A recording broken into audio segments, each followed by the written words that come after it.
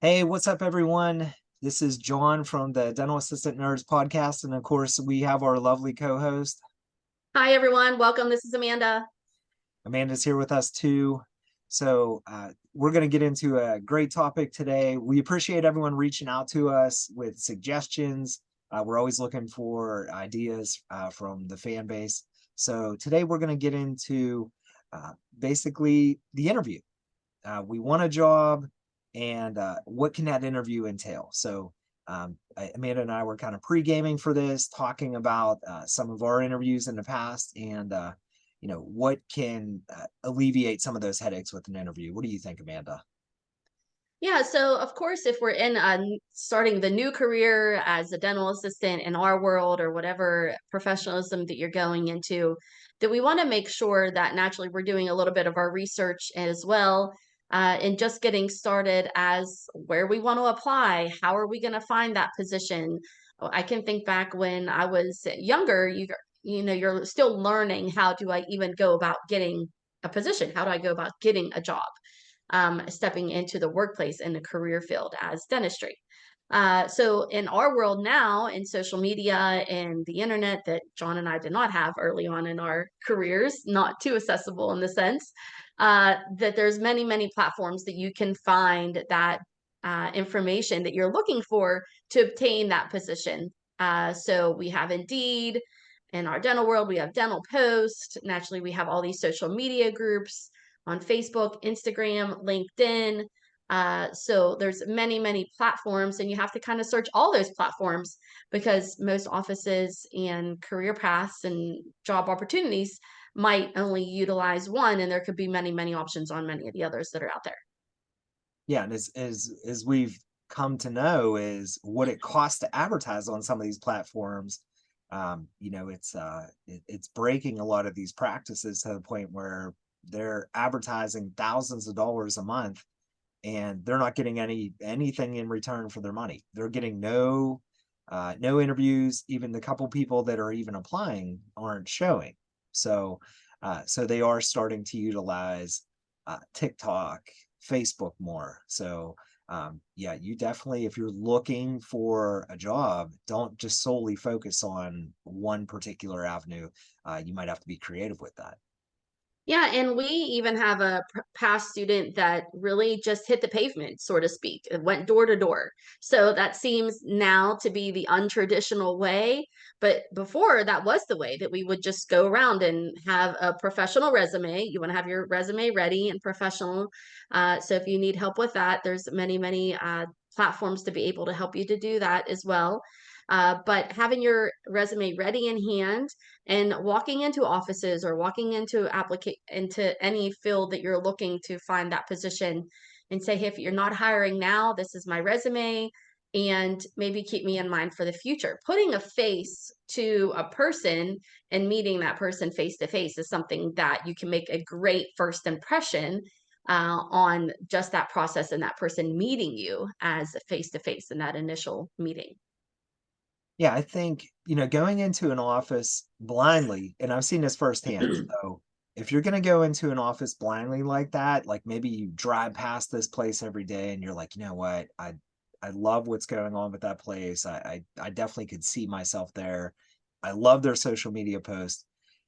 Get your resume all typed up, get it on that nice paper, maybe you put a little tooth on there, and next thing you know, you walk in and you hand your resume to whoever's at the front desk. Well, guess what?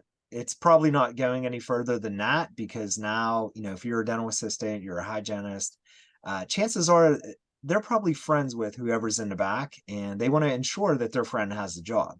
So they're probably just going to file that under garbage. So, always ask for, hey, can I speak to an office manager? Yes. You know, Slim chance, but is the dentist available? Just to get that introduction. Hey, here's my resume. I'm such and such, and I'm available at this position. I'd love to work here. Please let me know if you'd like to schedule an interview. This way you're handing it off, not just basically, handing it to someone and just, shooting for a star. Yeah, and also making that, even if you're calling around offices, you're not looking at that social media, you're calling around offices and asking, "Hey, are you hiring?" And if you're not, next time and the MME area stating that you will be stopping by and giving your resume. So anything that once your name is known, as we know, the dental community is extremely small in our world, that it only takes a small amount of effort to make a great positive impact on offices wanting you, as opposed to, kind of pushing your resume aside.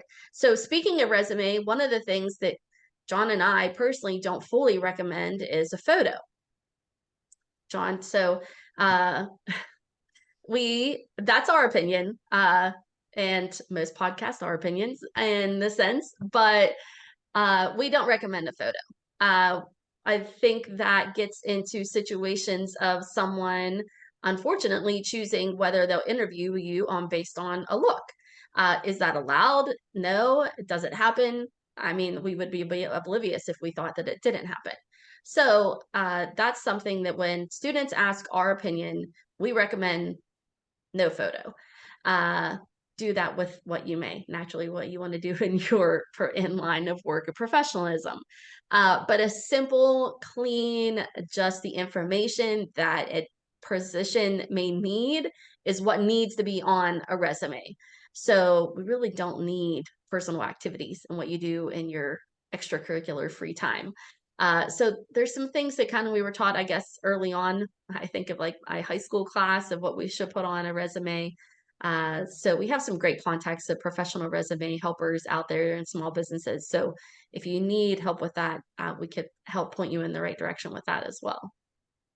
Yeah, I mean, like Amanda said, with the resume, if you opt to put your face on that resume, keep in mind, chances are that you are probably not going to be hired because, or even get an interview, because there's so many things that could be used against you by putting that picture on there, like whether it's ageism, ethnicity, whatever it is. Now, it's a very hard thing to prove that, hey, I didn't get this job because I'm this or that. So it's best to just leave it off, and then when it comes time for the interview, at that point, that's whenever you get to show your real self.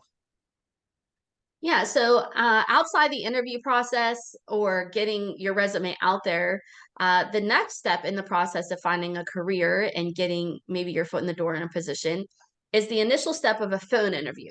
So not every office utilizes the phone interview. You could be just called and, "Hi, Amanda, I received your resume. We love your experience, and we'd like to take the time to interview in person. Can we make an appointment for such?" Yes, So what absolutely. do I'll be right there. Because So that's what used to happen, right? Before we were educated. before we were educated, yes. When would you like me to come? Tomorrow at 10 a.m. Perfect. Yeah. And And then whether 10:05, you're like, waste of time. Waste of time. yeah, so whether you're driving 10 minutes, maybe it could be a 40-minute drive. Maybe you then honestly last minute had to call off your current position that you're not happy at, which is why you're at another interview and you don't have any personal time. So now you had to take half a day unpaid. So there's so many different naturally scenarios. But how can we alleviate that going in moment of this was a waste of time, right? John and I fully believe and are strong on the factor of no photo on your resume, but ask the pre questions. Ask the questions in that moment. Yes, I would love to schedule a time to come in for an interview. I have a few questions before we make that appointment. So, this is your moment to be ready in determining what is important for you right now in your phase of life. Do you need full time? Do you need part time? Do you need a 7 a.m. start for kids or family or whatever you have on your plate outside of work? Can you stay till 5? Can you only stay till 3? Are you okay with evenings? What the office offers in a sense with benefits, time off, holidays, personal time, retirement. John, what am I missing? Uh, Uh, I think, well, one of my big questions is the dentist left-handed? you know? Okay. But I mean, that's not necessarily something you have to ask on the phone. The main thing you want to get through on the phone is some of those important questions that you feel like when you go in for an interview, is it a waste of your time? Oh, this could have been alleviated. For me, I immediately ask about the hours. Like just because the Absolutely. business hours are posted, that doesn't mean that's the shift they're hiring for. So I Yes. had an office call me. They found me on Indeed. They called me. They said, "Hey, I wasn't even looking." They said, "Hey, we'd love to interview you. We're located at so and so." So immediately I'm like, okay, it's like a 20-25 minute drive, not bad. Um, and I said, "What are the hours? Like, what hours is the position you're hiring for?" And they immediately said it was, I think, 3 10 or 12-hour days, and all of them was till 8 p.m. And I said, thank you. I appreciate it, but I'm not interested. I have, kids in a band. I have things I have to attend to. And at that point, if that's a hard line in the sand, that's what they're looking for, then it's just, hey, thank you so much. We'll keep you in mind, if something else pops up. Or, if they're like, oh, okay, well, that doesn't work, but we're definitely looking, maybe we could do this. But at that point, the phone call ended, and it's not like I just took an interview, drove, took off the day of work, drove 20-25 minutes. So you don't have to get into the full blown interview, but if you're a single mother and obviously benefits are important to you, and you obviously don't have time to take off work or miss a day's pay, you know, you can certainly ask, like, does your office offer benefits? It's not like you need to. I'm gonna laugh about this because Amanda and I did a good 45-minute phone interview, but it's not like you have to keep someone on the phone for that amount of time. Yes. You Yes. basically just have to, just get your important questions out of the way, whatever it's going to take to get you to say yes to doing the in-person interview. Those minimal questions. You obviously, if you want to push your luck and get into that, what is the salary range? By all means. A lot of places, I know, um, there's laws coming into place where they want the salary range posted, but some states aren't up to date on that yet. So maybe it's kind of vague. So if you want to ask, maybe you're at the upper echelon, you have 20-30 years experience, and you want to ensure that they're not paying someone at the rate of a first year. Just some quick questions to ask while you get the phone interview. Yeah, so all it is in preparation is it you might as well save your time, but you also might as well save the office's time if it ends up being a position that you're just not interested, as a simple conversation of starting with the hours and the days of the week. If you're looking, is this for full-time or part-time, if you're only looking for absolutely one or the other. When that conversation starts, sometimes offices then are open to how they can make it work. In our world of dentistry right now, in 2023, as we know that there's still this huge shortage of staff across the country. So a lot of offices are currently being more flexible about a lot of start times and end times due to the fact that a body can fill that position for a certain period of time of the day.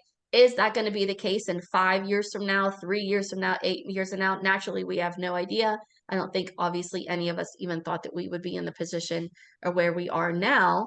And after COVID, I do feel that there was this sort of mis perception from the dental community that everybody was just going to come on flooding on back, and it did not happen.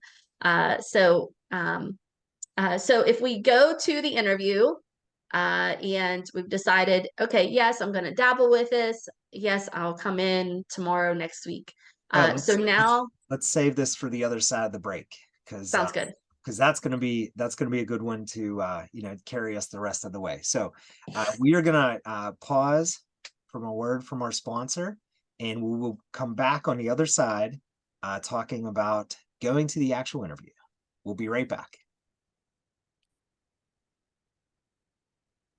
All right, welcome back to the Dental Assistant Nerds podcast. I'm one of your co-hosts, John, and of course we have Amanda with us again. And Hello. we were talking about interviews, how to get the interview, going through the phone interview. Now we're going to talk about, you've established that there actually is an interview. What's going to happen from there? So what is going to happen from there? I think it's a great way, or in today's world of email, naturally, after the phone call, before you get off, confirm the time that you're supposed to be there and the date. Ask if they can confirm the date and time with you through an email. So then if it's 2 weeks from now and you're like, oh my gosh, I didn't write that down, I don't remember what time it is or what day, was it supposed to be 10, 10:15, 10:30, that then you have something to look back on. So, and that's just keeping track of your own schedule in our today's busy world. If you're going for an interview, then this is your time to shine, right? This is your time to sell, in the sense, who you are, showing up in your best self, uh, being the presentation of who we want to be. Sometimes we have to be the face of the professionalism of what we're trying to accomplish in our career. Get plenty Some of people, sleep the night before, right? Like, get that rest. Don't come in. You're coming in like, oh gosh, yeah. Don't go in on like the day after a holiday, Monday morning, when I don't know, you have bowling night, Sunday night, I knockout don't know. Friday, you know? Yeah, make sure you get your sleep. Make sure you wake up in enough time that you're prepared. But also, we go and we see all these questions on social media. Do we show up in scrubs because we are a world that we wear scrubs in the dental community? Or do we show up in professional business wear? Maybe not a suit. Most women and men, in the sense, now don't wear suits. But do we show up in professionalism?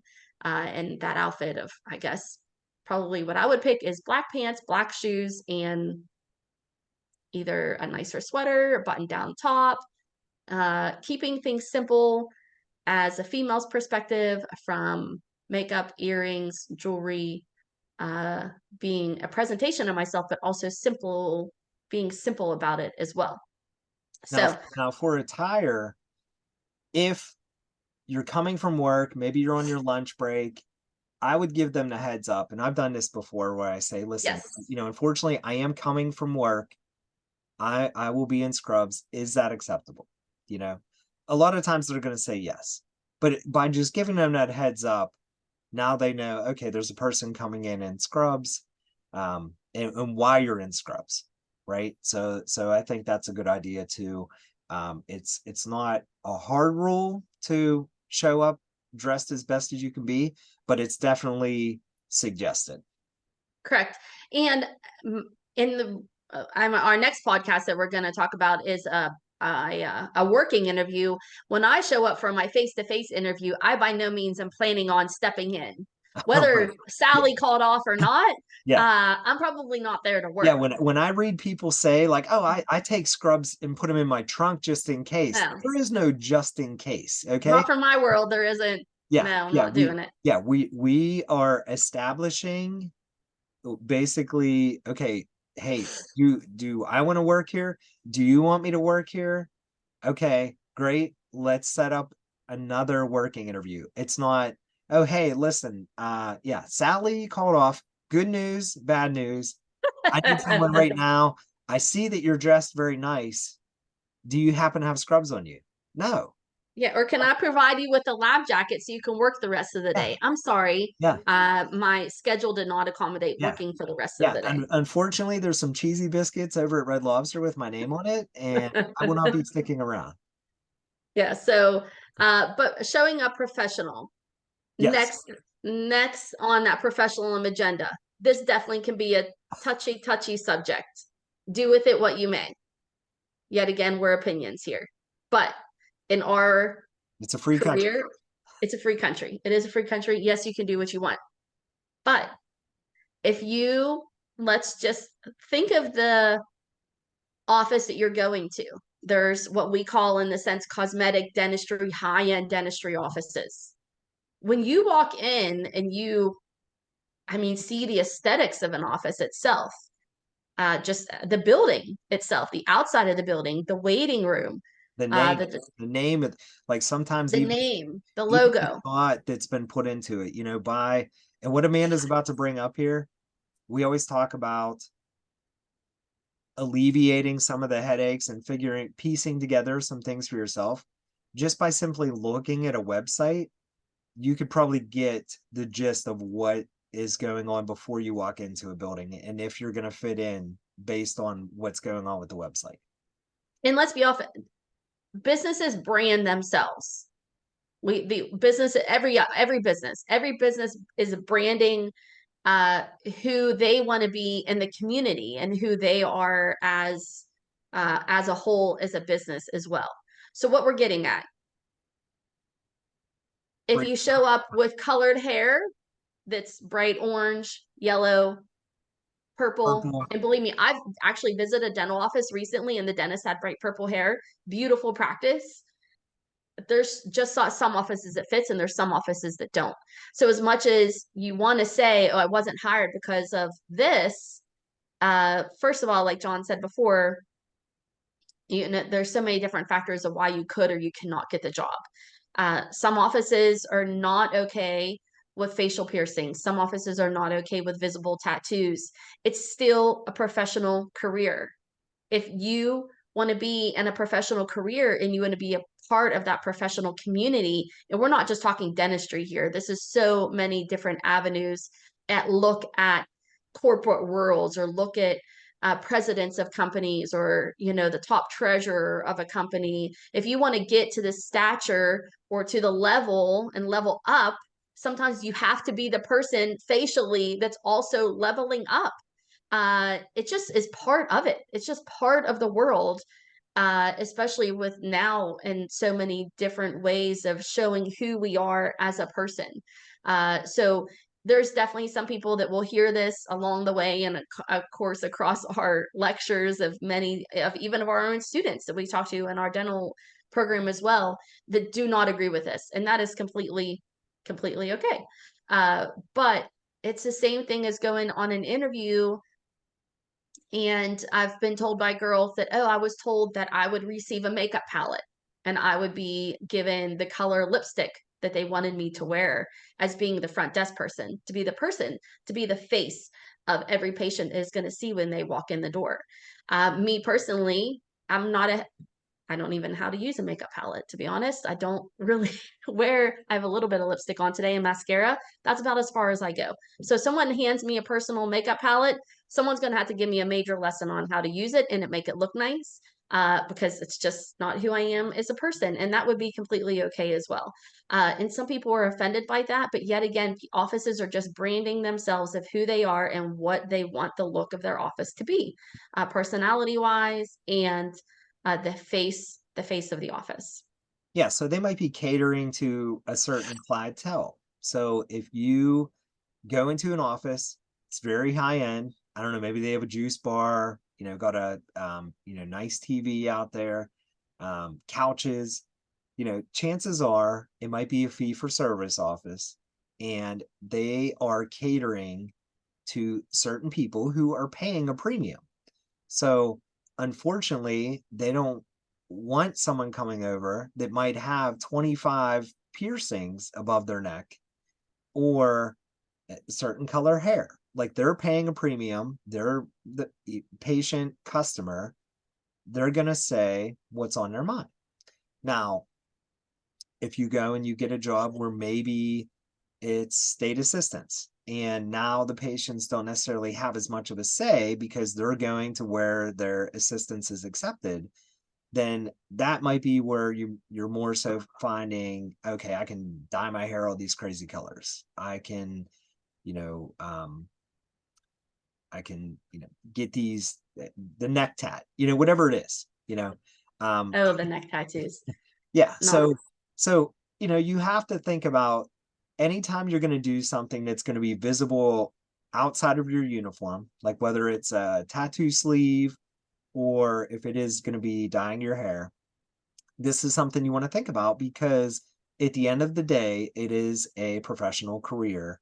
And, you know, ultimately, that freedom does come with consequences. Now, you can always ask when you go for the interview, hey, can I see your employee handbook? Like, what does the employee handbook say about appearance? These are more great questions to ask. So that way, you know, hey, do I fit into this culture? Yeah, and you can even think of this as a scenario of something outside of even you getting a position at a dental practice. If you stay at a Hilton hotel and you stay and you pay $500 a night or $400 a night, and then you stay, I don't know, at the Ramada Inn that's 130, the aesthetic look of the hotel is different. The look of the hotel and what is provided at the hotel is different, yet again, due to cost. And someone who can afford the higher end, if that's what you want to call it, hotel, or if you're trying to stay at a cheaper hotel. You're only sleeping at night, in my opinion. So I don't need something overly lavish. But there's every business and every line of work is creating this brand of who they are when it comes to aesthetically. So that's important. And naturally, like John said, we all have our own choice to do with all those professional appearances and what who we want to be and who we want to be when it comes to our look.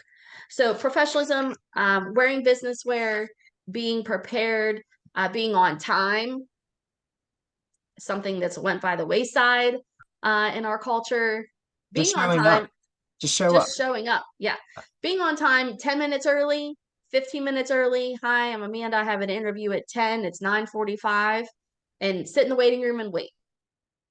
Doctors are with patients. They could be behind, they could be on time. I showed up at an interview once and the office manager had called off. So the doctor's like, just come back here and I'll talk to you while I'm working on a patient. So I was at that office for 8 years. So, it just is, in a more casual manner. So, um, but just the simple things to remember of getting your rest and, uh, but also time frame of how, you don't want to be there. I don't want to be there 2 or 3 hours. I want to be there maybe half hour, 45 minutes as well. So walking in as well and preparedness when it comes to what questions you want to ask. Yeah. And, circling back a little bit, unfortunately, assistants are kind of getting a bad name as far as not even showing up for the interview. If you're taking an interview, you're making a commitment, show up. If you're not, if you change your mind, you've got another job, just call and cancel it. We constantly talk about how small the dental community is. And by showing an interview, you're getting blacklisted in a lot of offices. So you're really limiting your value and, of course, your name. So, if you're going through that interview process and, like Amanda said, you have a list of questions, now's a good time to start asking those questions. What benefits are offered? What is the expectation of my job? That is something you want to ask, because now that at least gives you an idea of the value of what your pay is going to be, because obviously we don't volunteer our skills. So the whole point of us being there is to try and secure a certain salary. So make sure you're doing your research around that area, making sure that you're not asking for something astronomical. And, by all means, make sure that you are coming up with an appropriate number based on what you think your skill set is worth. Obviously, if you go in there and you're asking for 30, the market's 20, you're really going to have to show why you're worth that extra $10 an hour. So, and we talk about this in some of our other podcasts as far as wages and salaries, negotiations, benefits. So we're not going to get into that on this particular one, but feel free to check out the rest of our catalog for that. So with that being said, Amanda, do you have anything to add? I don't have anything to add, I don't think today. But good luck on those interviews that you have coming up. We definitely hit different phases of life sometimes it's time to move on. It's time to move on due to growth or different opportunities or phases of life of what the schedule works for us and what doesn't. Um, and unfortunately, sometimes we have to make the jump as well to financially grow. That's a very unfortunate, I feel, situation in our world and our line of professionalism these days. I guess you can say that the only way sometimes you can grow financially is to make that jump. All I say is when you do leave a position to leave gracefully, leave professionally, give your notice in a written form, stick out that notice until you're finished, even though those last 2 weeks might be awkward, and just thank you for the opportunity, and I'm going to move on. Don't burn that bridge in our dental community, as we keep saying how small it is, and such as it not showing up for that interview, that dental offices talk to one another, and just leave in a professional manner to start your next journey. So good luck with that. Yeah. And, to add also on the interview is don't be too aggressive. I've had people show up and you ask them questions, you get to the end and you say, "Do you have any other questions?" They're say, "Yeah. When can I start? I want this." And it's like, I love the enthusiasm, but might want to dial it down a notch, So, so That, and not maybe taking it right away. If they offer you a position, go home and sleep on it. yeah. Go home and just evaluate the whole opportunity, evaluate all the things that is on their list that they're giving to you or they're offering to you as an employee. That is this really what I want, before you accept it, and then 2 days later you're like, oh, I had time to think about it and I'm not sure it's the right thing for me. Well, if you're in a position to take a job right away, that's great. Most of the time, you already have a job, and you you want to respectfully give that 2-week notice, but you might be feeling that pressure from that office of, I need you to start next week. So sometimes you have to put that back on them and say, how would you like it as an employee if your employee gave you a 1-week notice? A lot of times that kind of calms the conversation down, because you're showing, hey, I'm trying to be respectful and let my employer know I'm leaving. But at that point, you can always say, if I tell my employer I'm leaving and it doesn't go so well, can I start sooner? Because there are times when the employer you think, hey, I'm going to be professional, I'm going to give a 2-week notice. And then you go in, and that day your employer tells you not to come back. It didn't go as professionally as you thought. So at this Yeah. point, you at least have an opening with your new business to say, hey, good news. I can start today. So, that's something to, keep that door open as well. So, I think that's going to wrap us up for today for talking about the interview process. Keep an eye out for our next episode. We'll be talking about working interviews, which is always a good thing. So, feel free to contact us at cornerstonedeainstructors@gmail.com with any feedback, any ideas, suggestions on future topics you want to hear about, any questions. We love hearing from our listeners. And, of course, make sure you like, follow, subscribe to us on YouTube and Spotify. Well, thank you for listening, everyone. We want you to stand tall, stand out, be confident in your knowledge, keep your mind open to learning and growing in new opportunities. And good luck in that next interview process.